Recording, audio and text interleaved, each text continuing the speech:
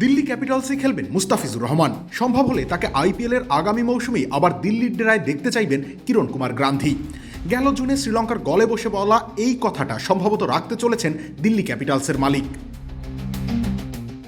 আইপিএলের নিলামে কখনোই হটকেক ছিলেন না মুস্তাফিজুর রহমান, কিন্তু আইপিএলের মঞ্চে বরাবরই তিনি কার্যকর বোলার। শেষ ওভার সামলানোর জন্য নির্ভরযোগ্য অস্ত্র খোঁজে মুস্তাফিজ স্বভাবতই পেয়ে যান অগ্রাধিকার।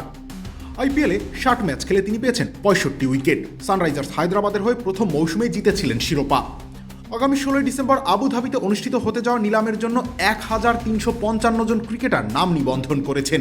গেল আসরে বদলি হিসেবে দিল্লিতে গিয়ে মাত্র 3 ম্যাচ খেলেই 4 উইকেট পান মুস্তাফিজ। আমরাই নাম্বার ওয়ান। নাম্বার ওয়ান হচ্ছে মেরিল পেট্রোলিয়াম জেলি।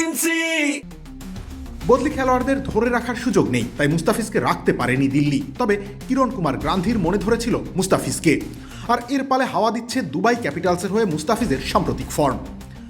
আইএল টি20তে প্রথম 2 ম্যাচে নিয়েছেন 4টি উইকেট। দুবাই ক্যাপিটালসের মালিকও জিএমআর গ্রুপ, মানে কিরণ কুমারের প্রতিষ্ঠান। ফলে ভেতরের খবর হলো 16 ডিসেম্বরের মিনি নিলামে মুস্তাফিজের পেছনে হন্যে হয়ে ছুটবে দিল্লি। রবিউল ইসলাম রানী, খেলা 71।